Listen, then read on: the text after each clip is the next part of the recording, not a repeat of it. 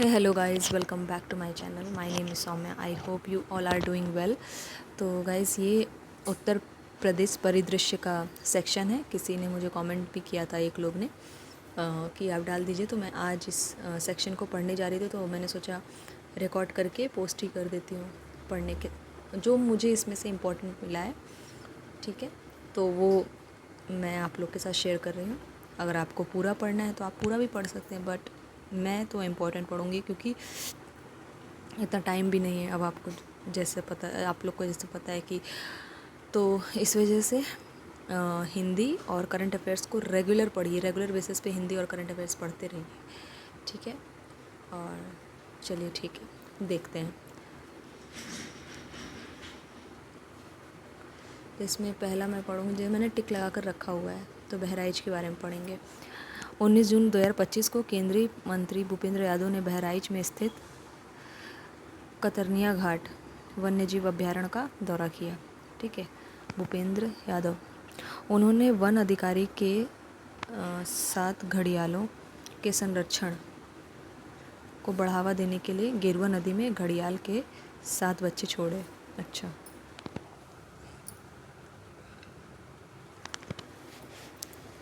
Next हम लोग क्या पढ़ेंगे? अमृत 2.0 योजना उत्तर प्रदेश।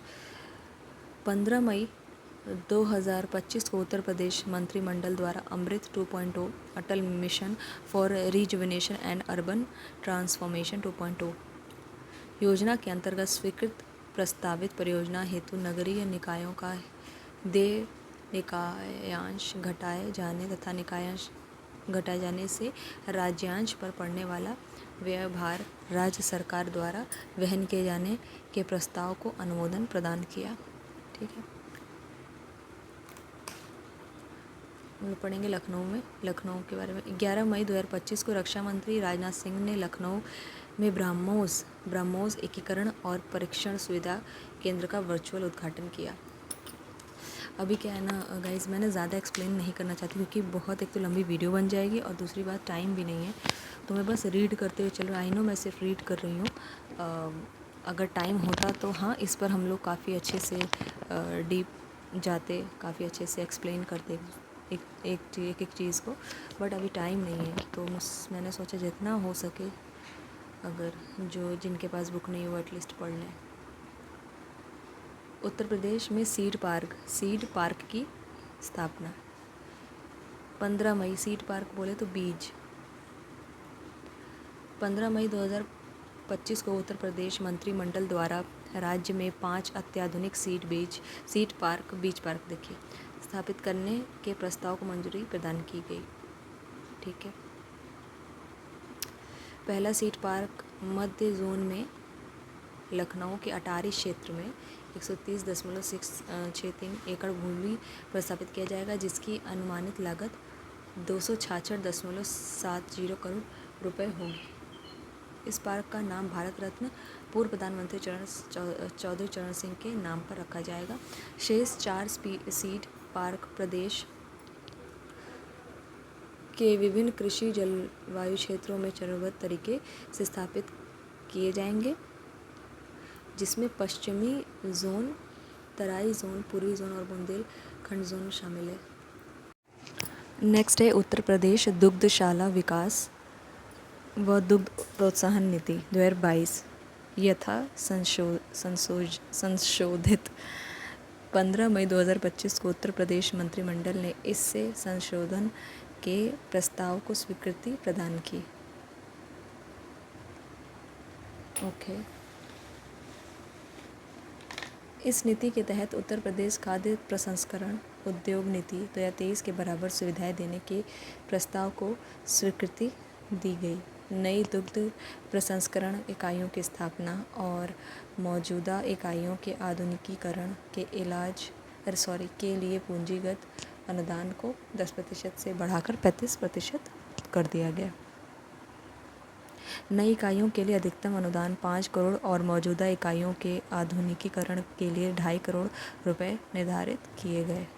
महिला उद्यमियों द्वारा सौर ऊर्जा आधारित 75 kVA के बिजली परियोजना लगाने पर 90% तक अनुदान मिलेगा, जबकि पुरुष उद्यमियों को ऐसी परियोजनाओं पर 50% तक की सब्सिडी दी जाएगी। ठीक है। नेक्स्ट है उत्तर प्रदेश वैश्विक क्षमता केंद्र GCC नीति 2024। 6 मई 2025 को उत्तर प्रदेश मंत्रिमंडल द्वारा उत्तर प्रदेश वैश्विक क्षमता केंद्र GCC नीति 2024 को मंजूरी प्रदान की गई। उद्देश्य क्या था? प्रदेश में IT, वित्त, मानव संसाधन और ग्राहक सहायता क्षेत्र जैसे क्षेत्रों में वैश्विक क्षमता केंद्र की स्थापना को बढ़ावा देना। इसकी स्थापना से राज्य की आर्थिक वृद्धि एवं रोजगार सृजन पर उल्लेखनीय एवं सकारात्मक प्रभाव पड़ेगा। GCC Tier 1, Tier 2 और Tier 3 शहरों को विकसित करने में सहयोग करेंगे, जिससे क्षेत्र विकास को गति मिलेगी एवं ग्रामीण व शहरी आय असमानताओं को कम किया जाएगा।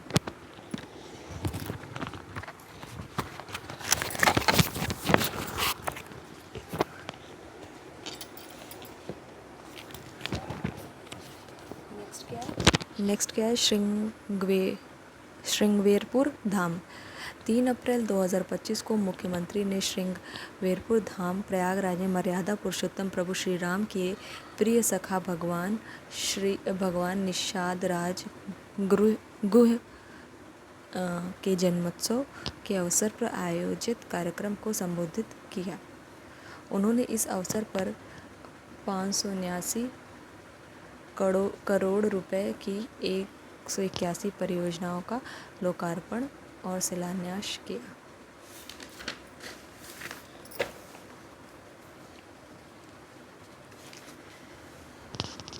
मुख्यमंत्री ने निषाद बोट सब्सिडी योजना के तहत 1100 नाविकों को 3.20 करोड़ रुपए तथा मत्स्य संपदा योजना के अंतर्गत 1400 मत्स्य पालकों को 20 करोड़ रुपए का ऋण वितरित किया।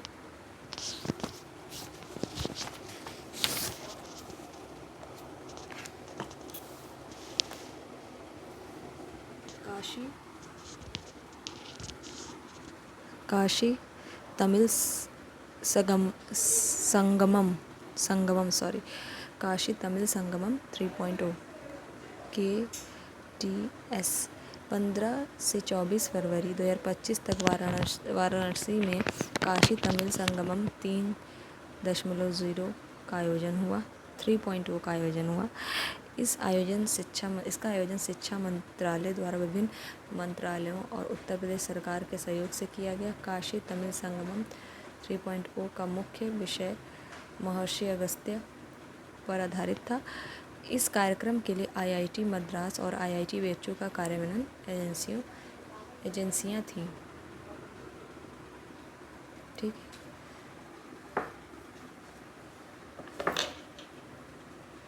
अंतर्राष्ट्रीय पक्षी महोत्सव 2025। 16 से 18 फरवरी 2025 के मध्य प्रयागराज महाकुंभ 2025 में पर्यावरण संरक्षण और जैव विविधता को बढ़ावा देने के लिए अंतर्राष्ट्रीय पक्षी महोत्सव 2025 का आयोजन किया गया।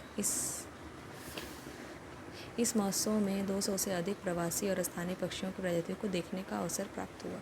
ठीक है। वाराणसी का सेक्शन में क्या है? 23 जनवरी 2025 को भारतीय अंतर्देशीय जलमार्ग प्राधिकरण द्वारा उत्तर प्रदेश के किस शहर में अपने मौजूदा उप कार्यालयों को पूर्ण क्षेत्रीय कार्यालयों के रूप में उन्नत करने की घोषणा की।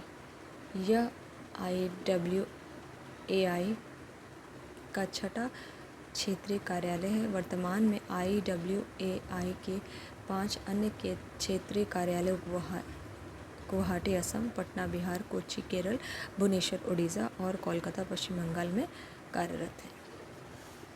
गोरखपुर की बात करें तो 20 जनवरी 2025 को मुख्यमंत्री योगी आदित्यनाथ द्वारा उत्तर प्रदेश के इस शहर में स्थित शहीद अशफाक उल्लाह खां प्राणी उद्यान में हाथी रेस्क्यू सेंटर और तितली उद्यान का लोकार्पण हुआ। इस दौरान उन्होंने पीलीभीत टाइगर रिजर्व से लाए गए बाघ का नाम केसरी और बहराइच से लाए गए भेड़ियों के जोड़े का नाम रखा। नर भेड़िया का नाम भैरव और मादा भेड़िया का नाम भैरवी रखा गया। हाथी रेस्क्यू सेंटर में गंगा नामक हाथी को रेस्क्यू करके रखा गया। गाइस आई नो मैं बहुत ही अजीब तरीके से पढ़ रही हूँ हिंदी, क्योंकि बहुत टाइम बाद मैंने कोई भी जो टेक्स्ट है उसको हिंदी में पढ़ा है। मैं ऐसा नहीं कह रही हूँ कि मैं कोई ऐसा दिखावा नहीं कर रही हूँ कि अरे मैं बहुत इंग्लिश में पढ़ती हूँ, लेकिन आप लोग को पता ही है जब आपका मीडियम चेंज होता है तो आपको प्रॉब्लम होती है। तो पहले मैं हिंदी मीडियम की स्टूडेंट रही हूँ 12th तक, फिर उसके बाद मैंने किसी तरह इंग्लिश में स्विच किया, बहुत मेहनत करना पड़ा उसके पीछे, ठीक है। फिर इंग्लिश का पढ़ते पढ़ते पढ़ते हिंदी से काफ़ी चीज़ें छूट गई, हिंदी में चीज़ों को पढ़ने का। तो जब हम हिंदी में चीज़ों को छूट जाती, कोई भी लैंग्वेज छूट जाता है तो उसको पढ़ने में प्रॉब्लम होती है, तो उसके लिए मुझे माफ़ कीजिएगा। और या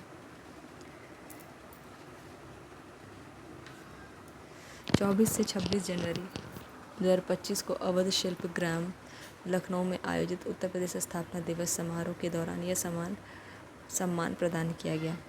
ये उत्तर प्रदेश गौरव सम्मान के बारे में बात हो रही है। यह सम्मान निम्न 6 व्यक्तियों को दिया गया: कृष्णकांत शुक्ल Varanasi, Himanshu Gupta Vrindavan Mathura, Manish Verma Kanpur, Krishna Yadav Bulandshahr, colonel Subhash Deshwal Bulandshahr, doctor Jaisingh Bahraich. Uttar Pradesh aerospace तथा रक्षा इकाई एवं रोजगार प्रोत्साहन नीति 22 जनवरी 2025 को महाकुंभ प्रयागराज में मंत्रिमंडल की बैठक में यह नीति अनुमोदित।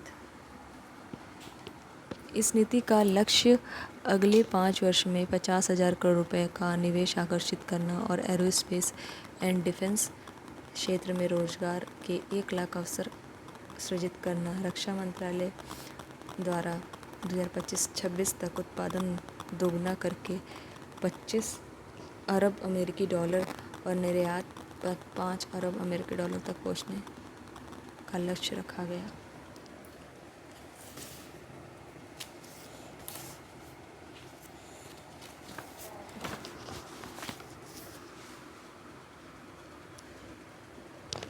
भारतीय कला इतिहास कांग्रेस का 32वां सत्र 2025 8 फरवरी से 10 फरवरी 2025 को भारतीय विरासत संस्थान नोएडा में आयोजित हुआ। मुख्य विषय क्या था? कला और संस्कृति में भारतीय महाकाव्यों का प्रतिपादन, ठीक है। जनजातीय सांस्कृतिक समागम 2025 फरवरी 2025 में महाकुंभ नगर प्रयागराज उत्तर प्रदेश में आयोजित हुआ। इसमें देश भर से 15,000 से अधिक आदिवासियों ने भाग लिया, ठीक है।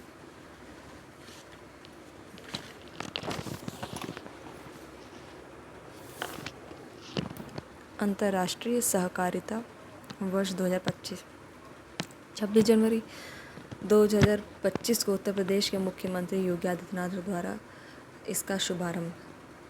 इस अवसर पर मुख्यमंत्री ने निजी उद्यमी गारंटी योजना के अंतर्गत निर्मित कौशाम्बी जिले के मंझनपुर में 15,000 मीट्रिक टन एवं सुल्तानपुर के हरिहरपुर में 5,000 मीट्रिक टन क्षमता के गोदामों का भी लोकार्पण किया।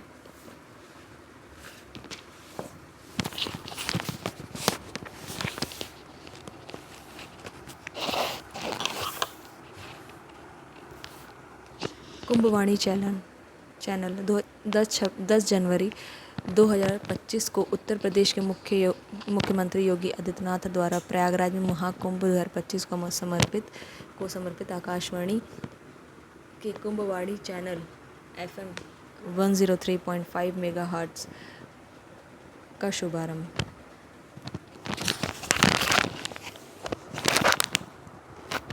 CII एग्रोटेक इंडिया कृषि भारत 2024 15 से 18 नवंबर 2024 के मध्य भारतीय उद्योग CII द्वारा लखनऊ में आयोजित। इसका आयोजन उत्तर प्रदेश में पहली बार हुआ। मुख्य विषय क्या था? Harvesting innovation for sustainable agriculture. CII agrotech India कृषि भारत 2024 15 से 18 नवंबर 2024 के मध्य भारतीय उद्योग संघ द्वारा लखनऊ उत्तर प्रदेश में आयोजित। इसका आयोजन उत्तर प्रदेश में पहली बार हुआ। Harvesting innovation for sustainable agriculture. पहली डबल डेकर ईवी बस सेवा। 9 नवंबर 2024 को उत्तर प्रदेश के मुख्यमंत्री योगी आदित्यनाथ ने लखनऊ में नागरिकों के लिए प्रदेश की पहली डबल डेकर ईवी बस सेवा का शुभारंभ किया। उत्तर प्रदेश का पहला निजी टेक्सटाइल पार्क। नवंबर 2024 में उत्तर प्रदेश सरकार द्वारा शामली में बनाए जाने की घोषणा। लगभग 726.61 करोड़ रुपए की लागत यह पार्क शामली जिले के कैराना तहसील गांव झिंझान में बनाया जाएगा। इसे उत्तर प्रदेश वस्त्र एवं गारमेंट नीति 2022 के तहत विकसित किया जाएगा। उत्तर प्रदेश के पहले पीपीपी मोड पर बने मेडिकल कॉलेज एंड हॉस्पिटल का उद्घाटन। 25 अक्टूबर 2024 को उत्तर प्रदेश के मुख्यमंत्री योगी आदित्यनाथ द्वारा महाराजगंज जिले में राज्य के पहले पीपीपी मोड पर स्थापित KMC medical college and hospital का उद्घाटन किया गया। अंतर्राष्ट्रीय योग एवं आरोग्य केंद्र। 4 नवंबर 2024 को उत्तर प्रदेश मंत्रिपरिषद ने बागपत जिले में इस केंद्र की स्थापना हेतु तहसील व परगना बागपत की ग्राम हरिया खेड़ा की ग्राम सभा की 1.0690 हेक्टेयर भूमि पर्यटन विभाग की निःशुल्क उपलब्ध कराए जाने की प्रस्ताव स्वीकृति प्रदान की। उत्तर प्रदेश बायोप्लास्टिक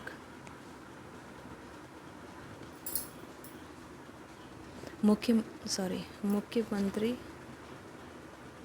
युवा उद्यमी विकास अभियान। 1 अक्टूबर 2024 को उत्तर प्रदेश 1 अक्टूबर 2024 को उत्तर प्रदेश मंत्रिपरिषद द्वारा इस अभियान के प्रख्यापन के प्रस्ताव को स्वीकृति प्रदान की गई। इसके तहत प्रतिवर्ष 1 लाख युवाओं को वित्त पोषित कर स्वरोजगार मिशन के तहत आगामी 10 वर्षों में 10 लाख सूक्ष्म इकाइयों की स्थापना करना है। इस योजना के संचालन हेतु उद्योग एवं उद्यम प्रोत्साहन केंद्र जिला स्तर पर केंद्रीय एजेंसी हैं। उत्तर प्रदेश बायोप्लास्टिक उद्योग नीति 2024। 1 अक्टूबर 2025 को उत्तर प्रदेश मंत्रिपरिषद द्वारा इस नीति के प्रख्यापन के प्रस्ताव को मंजूरी दी गई।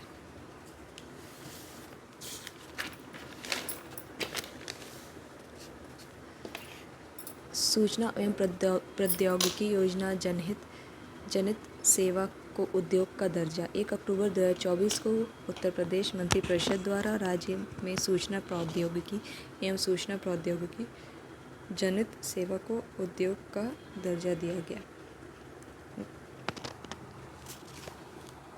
ग्रेटर नोएडा। 11 से 13 सितंबर 2024 को मध्य ग्रेटर नोएडा में सेमिकॉन इंडिया 2024 का आयोजन किया गया। इस सम्मेलन एवं प्रदर्शनी का केंद्रीय विषय थीम था शेपिंग द सेमीकंडक्टर फ्यूचर।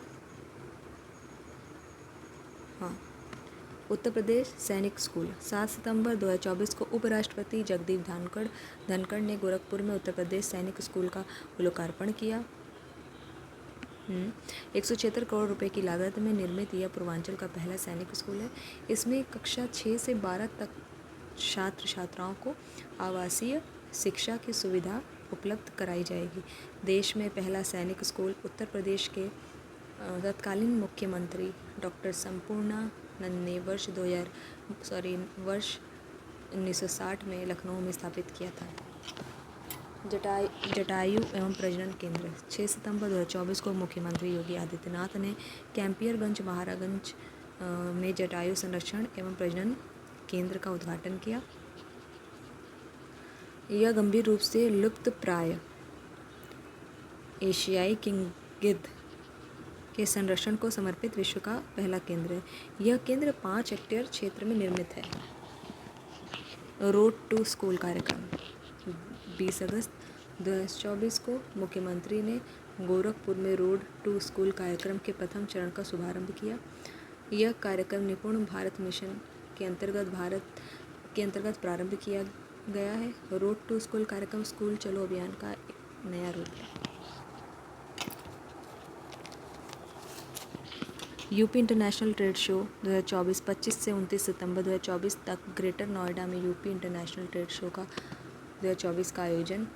यह इस ट्रेड शो का दूसरा संस्करण है।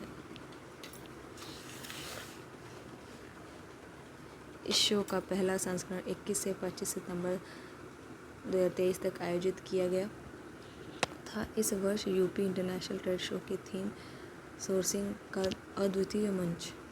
इस वर्ष ट्रेड शो में वियतनाम ने पार्टनर कंट्री के रूप में सहयोग किया।